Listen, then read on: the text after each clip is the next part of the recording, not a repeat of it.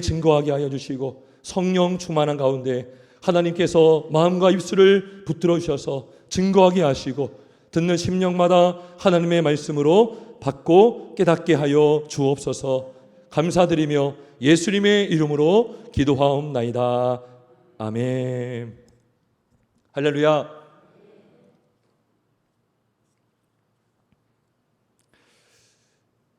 교회를 다녀본 사람이라면 지상명령, 주님의 지상명령이라는 표현을 많이 들어봤을 것입니다. 그런데 목사로서 또 직분자로서 신자로서 과연 우리가 이 지상명령의 그 의미와 중요성을 알고 있는가 생각해 볼 필요가 있습니다. 여러분, 지상명령 하면 땅의 지상이 아닙니다. 땅의 명령이 아닙니다. 이 지상명령은, 지상이라는 뜻은 더할 수 없이 높은이라는 뜻이에요. 이 사전적 의미가 그렇습니다. 가장 높은 그 명령, 이 명령도요, 이 명자가 생명 명자고 명령 영자입니다. 명령이 뭡니까? 목숨을 다해 목숨을 걸고 지켜야 되는 것. 그러면 다시 정리합니다. 지상 명령은 더할 수 없이 높은 명령인데 목숨을 다해 생명을 다 바쳐서라도 따라야 하고 지켜야 되는 명령이 바로 지상 명령이라는 것입니다.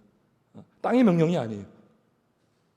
자, 사도행전 20장 24절에 이런 말씀을 사도 바울이 이렇게 고백했습니다. 내가 달려갈 길과 주 예수께 받은 사명 곧 하나님의 은혜의 복음을 증거하는 일을 마치려 하면은 나의 생명조차 조금도 귀한 것으로 여기지 아니하노라. 이 사명이요, 보내사자에 이게 명자가 또 생명 명자예요. 그러니까 내가 생명을 다해 하나님이 맡겨진 본분을 다하도록 보냄을 받았다. 이게 뭐예요? 맡겨진 본분, 사명이에요. 우리가 사명 그런 말 많이 하죠. 바울도 이 사명을 받았는데 나의 생명조차 조금도 귀한 것으로 여기지 아니하노라. 이게 명령이고 이게 사명이에요. 그렇다면 예수님의 지상 명령이 뭡니까? 우리가 너무나 잘 알고 있는 마태복음 28장 마무리하는 그 본문에 나와 있습니다. 19절 20절에 이렇게 기록되어 있습니다. 너희는 가서 모든 민족을 제자로 삼아 아버지와 아들과 성령의 이름으로 세례를 베풀고 내가 너희에게 분부한 모든 것을 가르쳐 지키게 하라. 자, 여기서 보면 네 가지 명령이 나오는 것 같아요. 가고, 제자 삼고, 세례 베풀고, 가르쳐 지키게 하라. 근데요, 처음에 이 신약 성경은요, 그리스어로 기록이 되었어요. 헬라어라고 하죠. 이 그리스어를 보면, 헬라어를 보면 여기에 명령은 단 하나밖에 없어요. 그 바로 제자를 삼아라. 그러니까 이 네 가지 명령인 것 같지만 엄밀히 보면 여기서 하나 명령밖에 없다는 거죠. 제자 삼는 것. 모든 민족을 제자로 삼아라 라는 명령이 있는 거예요. 여러분, 제자가 무엇입니까? 그러면 여러분, 제자가 있다는 것은 스승이 있다는 것입니다. 스승에게 배우는 자, 스승에게 가르침을 받는 자. 이 제자는 배우다라는 뜻에 나왔어요. 이 단어 자체가. 그래서 우선적으로 배우는 자가 제자입니다. 그러면 제자에게는 스승이 있어야 됩니다. 스승이 누구입니까? 우리는 누구의 제자입니까? 예수님의 제자라면 제자의 스승은 예수 그리스도입니다. 예수님께서 마태복음 3장 14절에 제자들을 세우시면서 그 세우신 이유를 이렇게 말씀하셨어요. 이에 12를 세우셨으니 이는 자기와 함께 있게 하시고. 그러니까 제자들은요, 예수님과 늘 함께 했어요. 함께 해야 했어요. 스승과 함께. 왜 함께 하셨을까요? 가르치려고 함께 하신 것입니다. 가르치려고. 말씀으로 가르치고 보면서 가르치는 거죠. 여러분, 자녀들의 스승은 1차적으로 부모죠. 가장 같이 가깝게 머물고 식사하고 잠을 자고 같이 지내는 가족이죠. 그래서 어떤 지식을 전달해서 받는 가르침보다 보고 배우는 것이 더 많다는 것입니다. 마찬가지로 예수님은 제자와 함께 하심으로 말씀으로도 많이 가르쳐 주셨어요. 산상수훈, 그죠? 그리고 천국 비유. 그래서 이 복음서를 보면요, 예수님께서 그 천국의 복음을 잘 풀어서 설명해 준 내용이 굉장히 많습니다. 산에서 가르치시고 또 평지에서 가르쳐 주시고 바닷가에서 갈릴리 호수 위에서 배 위에 쓰셔서 말씀을 전하셨어요. 근데 그것만 한 것이 아니라 예수님은 몸소 가르쳐 주셨어요. 그죠? 섬기는 것이 이거다라고 하면서 제자들의 발을 씻기셨어요. 내가 너희에게 한 것 같이 너희도 이와 같이 하라. 그래서 말로만 가르쳐 주는 게 아니라 행함으로. 그러기 위해서 제자는 어떻게 됩니까? 예수님과 늘 함께 있어야 되는 거예요. 그래서 12를 세우셨으니 이는 자기와 함께 있게 하시려고 세웠다는 거예요. 이게 제자입니다. 제자. 자, 근데요, 예수님께서 제자를 세우셨어요. 근데요, 예수님이 떠나셔야 돼요. 근데 이 제자 삼는 사역은 멈추면 안 되거든요. 누가 이 제자를 세웁니까? 예수님이 세우신 제자가요, 또 다른 제자를 세워야 되는 것입니다. 예수님께서 승천하시면서 유언과도 같은 명령, 마지막 유언과도 같은 명령을 하신 것이죠. 너희는 가서 모든 민족을 제자로 삼아라. 제자들은요, 예수님의 가르침과 예수님의 부활을 보고 십자가 사건을 보고 믿고 제자가 되었어요. 그런데 그들에게는 또 다른 사명이 보여졌어요. 지상 명령, 가장 높은 큰 명령, 제자를 삼는 임무를 받은 것입니다. 그들이 또 제자를 낳겠죠. 또 제자를 세웠겠죠. 지금까지 온 거예요. 2021년까지 온 거예요. 한국까지 복음이 전파되고 교회가 세워지고 저와 여러분이 예수를 믿게 된 것입니다. 여러분, 그렇다면 이 제자를 삼기 위해서 우리가 해야 될 것이 뭘까요? 여러분, 제자를 삼는 것이 이렇게 중요합니다. 목숨 걸고 행해야 될 것만큼 중요하다는 것이죠. 예수님께서 친절하게도 제자를 삼아라라는 명령만 하지 않고 제자를 세우기 위해서 해야 되는 행동들까지 알려주셨습니다. 지침들을 알려주셨어요. 첫 번째는 가는 것입니다. 가는 것. 가라. 너희는 가서 가라는 거예요. 가라는 거예요. 가서 모든 민족을 제자로 삼아라는 것입니다. 누구에게 갑니까? 모든 민족에게 가야 되는 거예요. 어떤 영혼에 상관없이, 어떤 계층에 상관없이 모든 민족을 제자로 삼으라는 것은 모든 민족에게 가라는 것입니다. 예수님도 오셨어요. 예수님이 우리에게요, 너가 나에게 오면 구원해 줄게 하지 않았어요. 어떻게 죽은 영혼이 예수님을 만날 수가 있습니까? 어떻게 예수님께로 갈 수가 있습니까? 먼저 오셨어요. 사람으로 오셨어요. 그렇듯이 우리는 먼저 가야 합니다. 가서 뭘 합니까? 복음을 전해야 되는 것입니다. 그게 바로 제자의 의미예요. 제자를 삼는 거예요. 마가복음 3장 14절은 다시 제가 말씀 읽어봅니다. 이에 12를 세우셨으니 이는 자기와 함께 있게 하시고 또 보내사 전도도 하며, 그죠? 같이 있게 하시고 보내사 전도하게 하시기 위해서 제자를 세우셨다고 말씀하고 있습니다. 제자는 가야 됩니다. 여러분, 가야 합니다. 여러분, 추수할 꾼은 추수밭으로 가야 합니다. 여러분, 추수할 곡식이 있는데요, 스스로 걸어오지 않죠. 농부가 밭으로 가서 낯으로 베하죠. 우리도 마찬가지입니다. 죄로 죽은 영혼은 스스로 교회로 올 수 없어요. 스스로 주님을 믿을 수가 없습니다. 영혼이 죽은 자에게 복음을 들고, 이게 낫이죠. 낫. 영적인 낫이죠. 말씀을 들고 가는 것입니다. 그에게 가서 복음을 전하는 것입니다. 그래서 교회는 복음을 전도해야 되는 것입니다. 예수님이 마가복음 1장 38절에 말씀하신 게 뭐냐면 이겁니다. 우리가 다른 가까운 마을들로 가자. 거기서도 전도하리니 내가 이를 위하여 왔노라.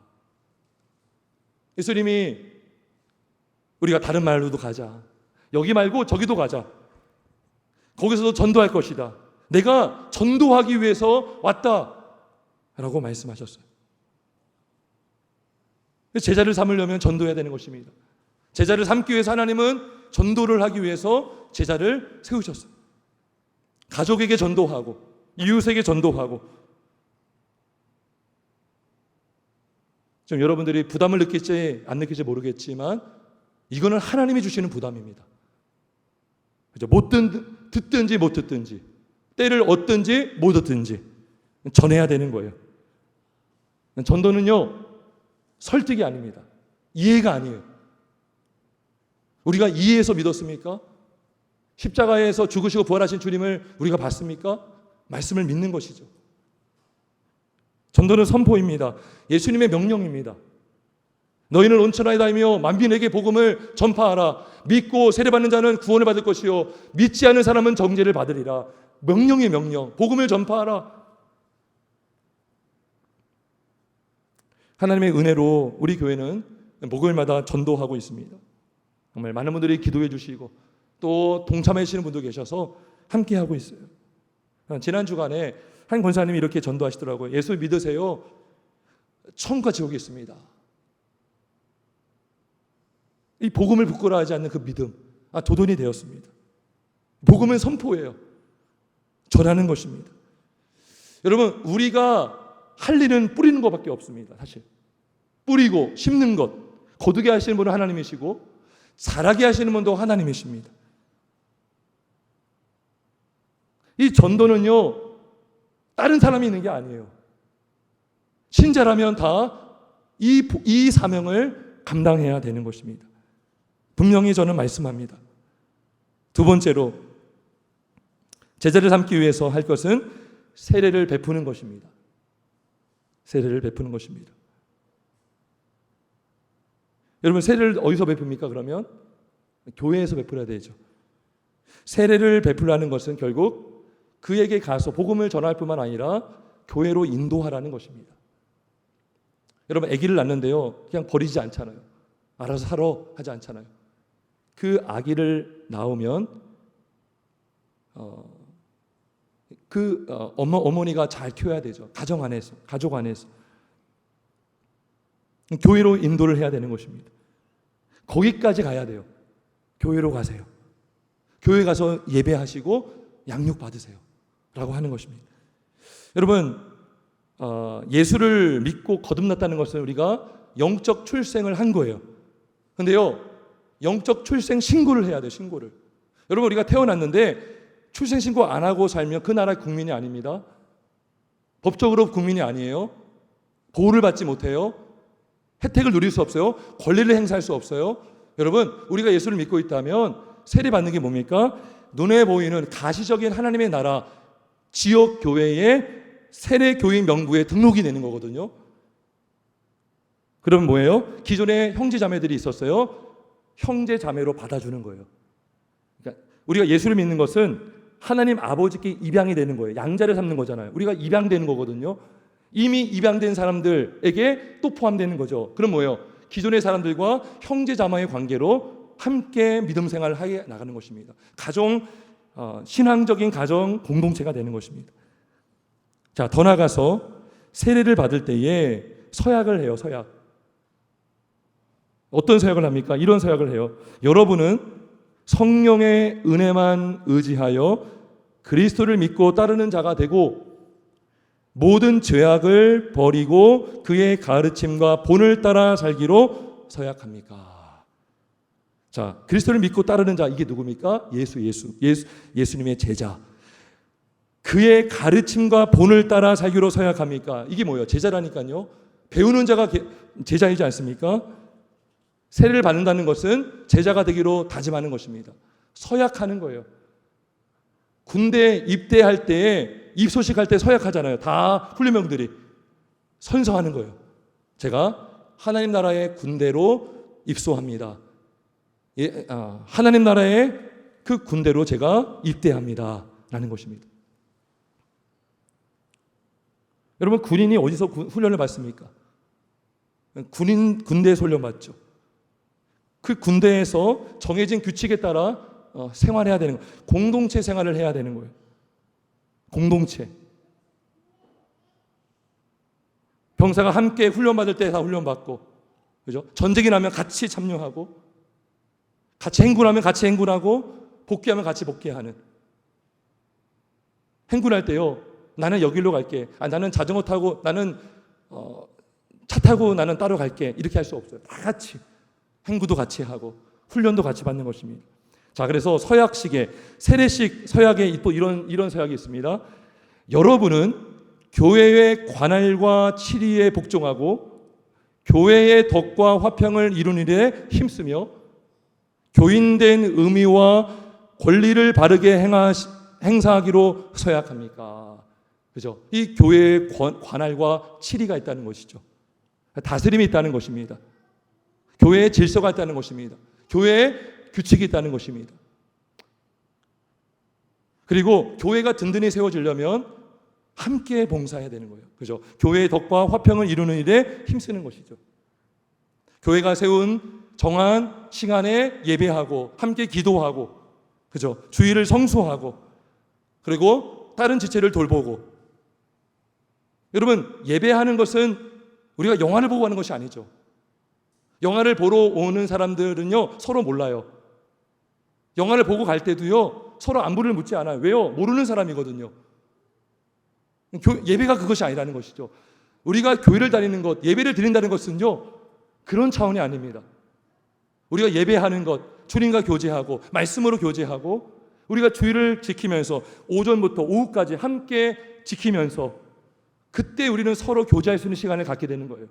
안부도 묻고 기도 제목도 나누게 되고 양육도 받고 서로 돌보게 되는 것이죠. 교회의 덕과 화평을 이루는 일에 힘쓰게 된다는 것이죠.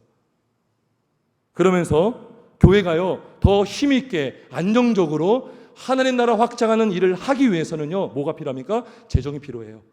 재정적 책임도 지는 것이 교인의 의무에 포함이 되어 있습니다.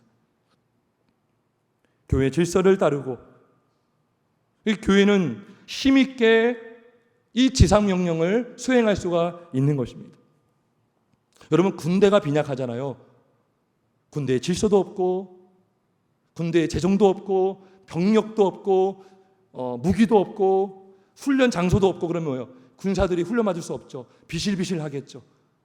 그 군대는요, 해산할 수밖에 없습니다. 제가 군대에 있을 때도요, 어떤 군대에서 문제가 났어요. 거기서 막 다툼이 일어나가지고 어떤 병사가 이렇게 목숨을 잃는 일이 있었습니다. 기갑부대였는데 얼마 안 있다가 그 군대가요, 해체가 되었어요. 군대가 든든해야지 군인이 든든하게 훈련받고 정의 용사가 세워줄 수 있는 것이죠. 교회가 든든해야지 신자가 든든하게 제자가 될 수가 있는 것입니다. 그래서 우리는 함께 덕과 화평을 이루는 일에 힘써야 된다는 것이죠. 함께 책임을 나누고 함께 복종하고 함께 몸된 교회에서 예배하고 섬겨야 된다는 것입니다. 그래서 신자라면 지역교회에 등록해야 되는 것입니다. 신앙생활 해야 돼요. 초신자라면 세례를 받기를 힘써야 되는 것입니다. 내가 예수를 믿고 있다면 세례를 받아야 돼요. 그 지역교회에 등록 교인이 돼야 됩니다. 그래야 그 안에서 은사에 따라 본분을 감당할 수가 있습니다. 에베소서 4장 13절의 말씀처럼 그리스도의 몸이 세워지게 되는 것입니다. 세우는 자가 있어야 세워지죠. 함께하는 자가 있어야 세워지겠죠. 함께할 때에 교회는요, 세 겹줄이 되는 거예요. 한 겹줄은 금방 끊어지죠. 부러지죠. 두 사람이 한 사람보다 낫다고 합니다. 전도서에 보면 세 겹줄은 쉽게 끊어질 수 없다는 것이 교회를 말씀하고 있는 것입니다. 교회가 성도들이 연합하고 함께할 때에 교회가 든든히 세워지게 되고 함께할 때에 악한 원수마귀의 공격을 맞서 싸울 수가 있는 것입니다.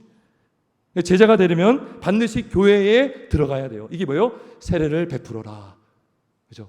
복음만 전하지 말고 그 영혼들이 교회로 올 수 있도록 교회 안에서 세례받고 함께 예배하고 가르침받고 돌봄을 받을 수 있도록 세례를 받으라는 것입니다. 군대에 입대하라는 것이죠. 영적 군대. 두 번째 지침입니다. 세 번째는 제자를 삼으려면 예수님께서 우리에게 분부하신 모든 것을 가르쳐 지켜야 하는 것입니다. 오늘 볼까요? 20절. 세례를 풀고 교회 들어왔죠. 이제 들어온 거예요. 이 교회, 지역 교회 들어온 거예요. 내가 너희에게 분부한 모든 것을 가르쳐 지키게 하라.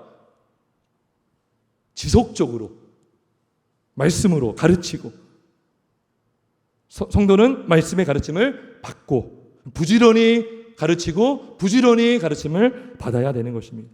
제자가 뭐라고 했어요? 배우는 자. 여러분, 교인 그래요. 교인. 이 교자가요, 가르칠 교자예요. 가르침 받는 교자예요. 교인은 누구예요? 학생이에요. 예수님의 학생이에요. 배우는 자예요. 제자가 배우는 자죠. 예배를 통해서 말씀을 듣고, 성경 공부를 통해서 말씀을 배우고, 소모임을 통해서 말씀을 자꾸 배우는 거예요.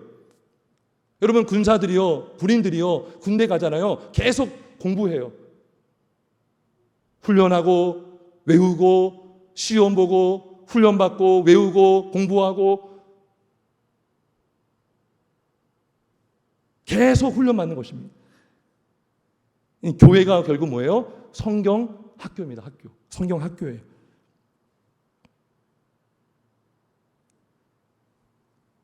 여러분, 예수 그리스도를 믿는 거룩한 자들의 모임이 뭡니까? 교회입니다. 교회.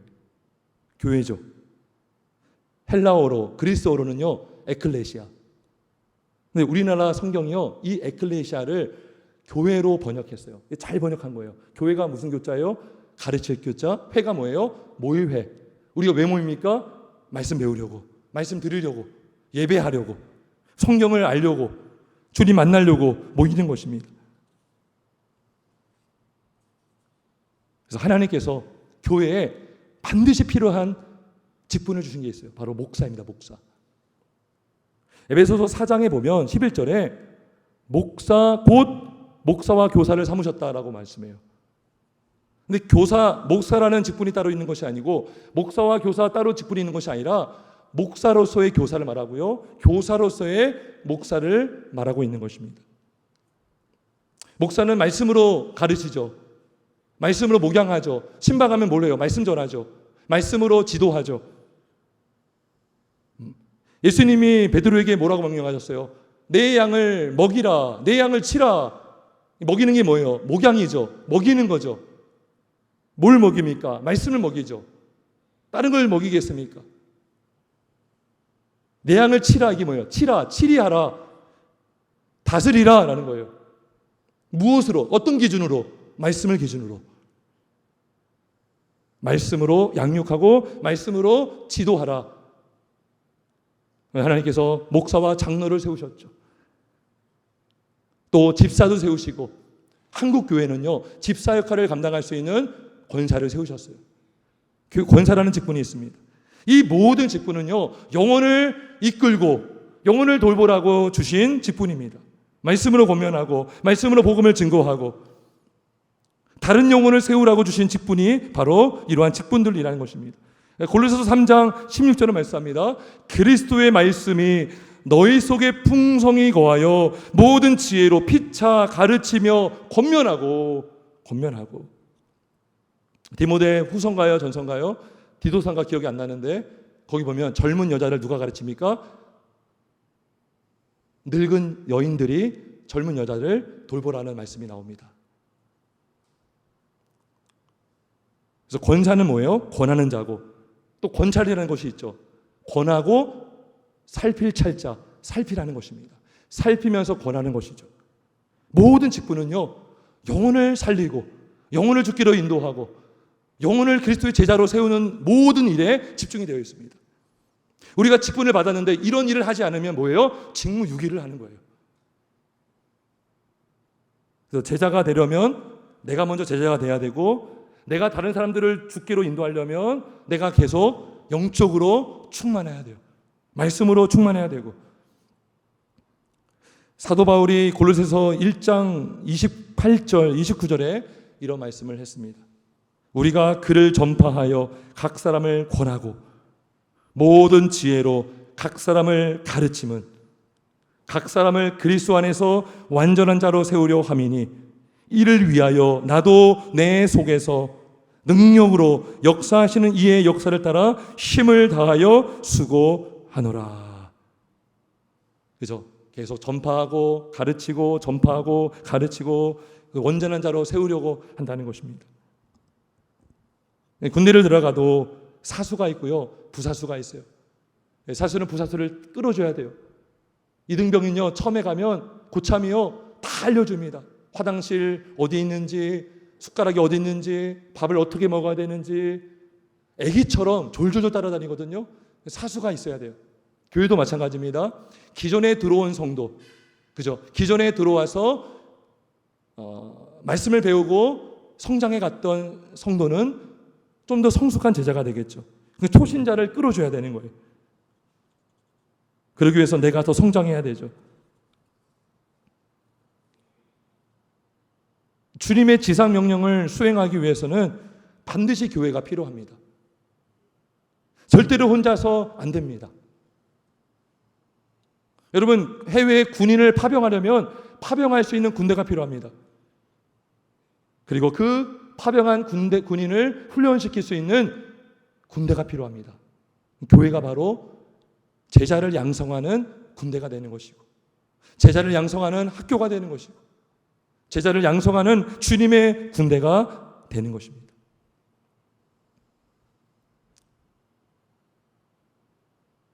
오늘 말씀을 통해서 우리가 지상명령이 무엇인지, 더할 수 없이 가장 높은 생명까지 바쳐야 할 만큼 중요한 명령이라고 우리가 말씀을 받았습니다.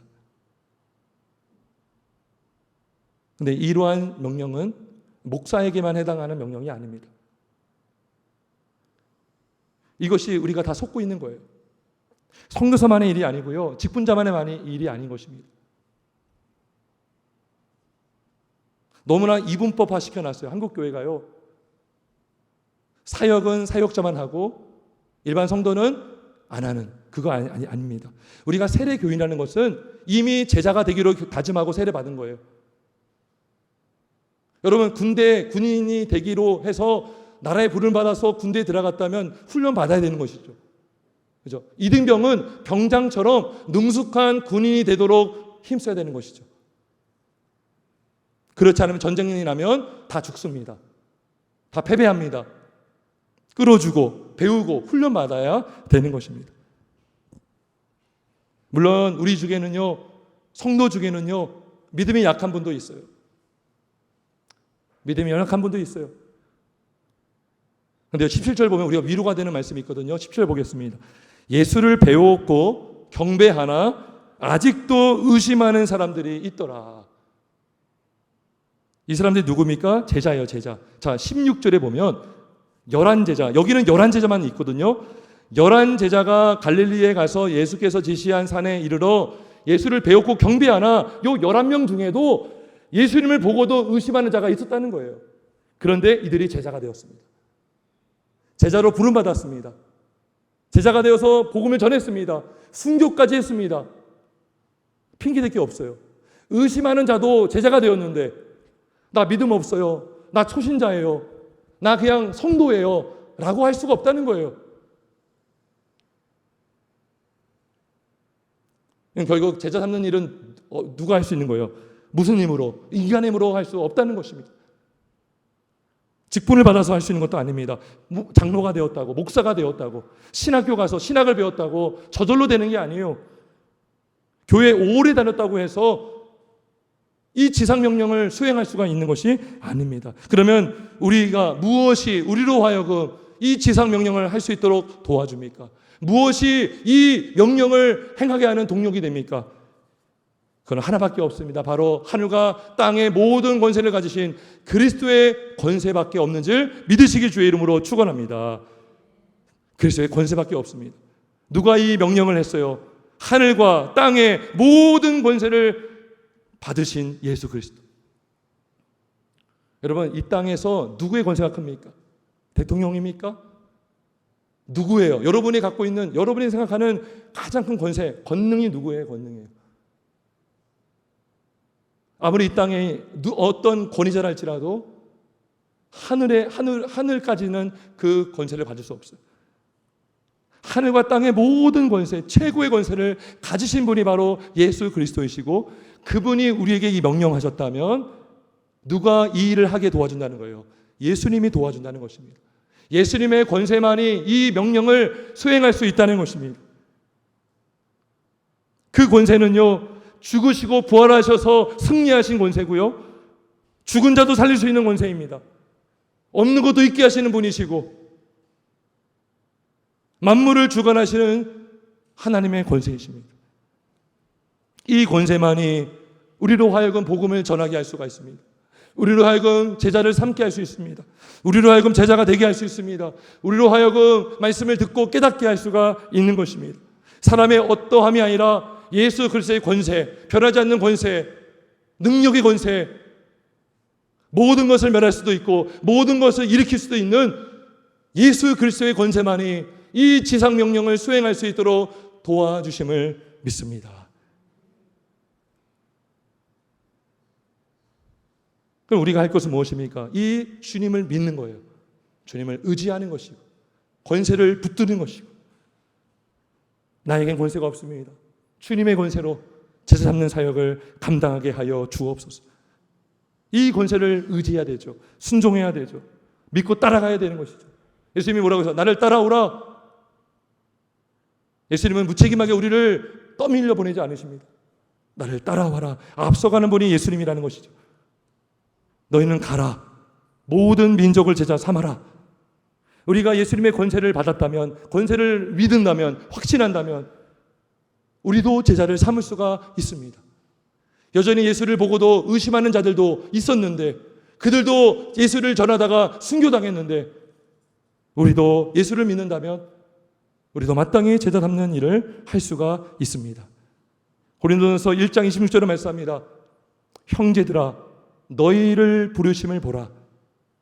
육체를 따라 지혜로운 자가 많지 아니하며 능한 자가 많지 아니하며 문벌 좋은 자가 많지 아니하도다. 예수님의 제자들이 다 어부였어요.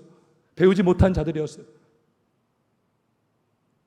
여러분, 이 너희는 가서, 이거를 다시 말하면 어부들아 가라라는 거예요. 어부들에게 명령하는, 어부들에게. 많이 배우지 못했고 할 줄 아는 것은 고기 잡는 것밖에 알 줄 모르는 그 어부들에게 명령하셨다니까요.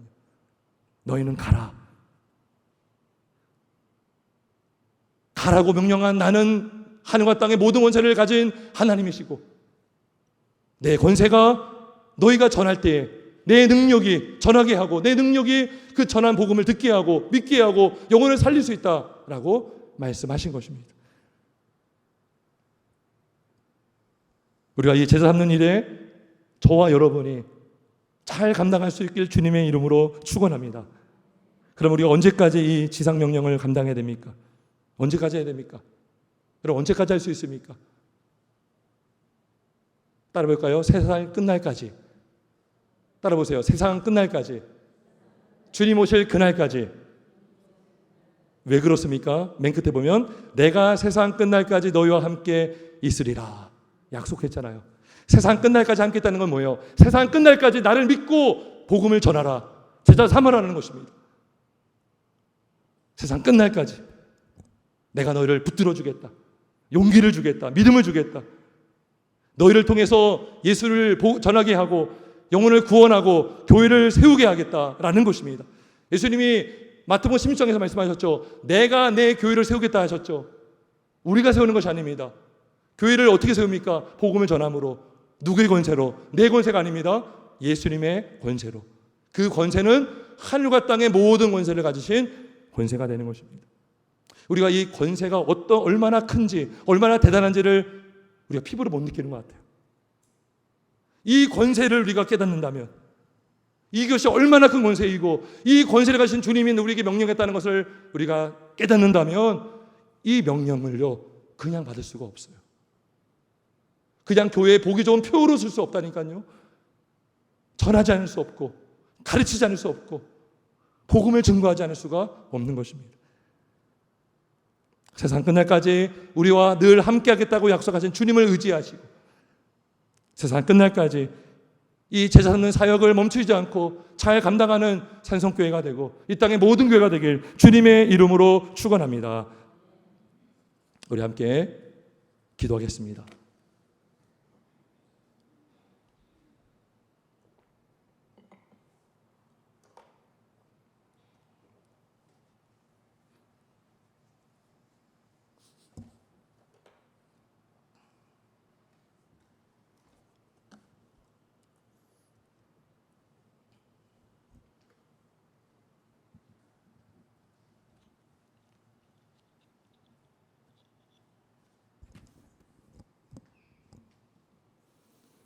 이 시간 기도할 때에 우리 교회를 위해서 한번 기도하겠습니다. 제자 삼는 교회가 되게 하여 주옵소서. 영혼을 구원하고 가서 영혼을 구원하고 제자 삼는 교회가 되게 하여 주시옵소서. 오늘 말씀을 생각하면서 아버지 이 일에 내가 굳게 쓰임받기를 원합니다. 나이가 들었다고 해서 믿음이 약하다고 해서 이것이 나와 상관없는 나와 관계없는 명령이 아니라 우리가 주님의 몸된 지체라면 어떠한 무엇으로도 그리고 할 수 없다면 기도라도 우리가 이 일에 동참할 수가 있는 것입니다. 하나님 제자 삼는 성도가 되게 하여 주옵소서. 교회가 되게 하여 주옵소서. 우리 말씀을 기억하면서 주여 한번 외치며 기도합니다. 주여 아버지 하나님 은혜와 사랑을 감사합니다. 하나님께서 우리를 세워주시고 인도하여 주신 주님 감사합니다. 하나님 아버지여 우리를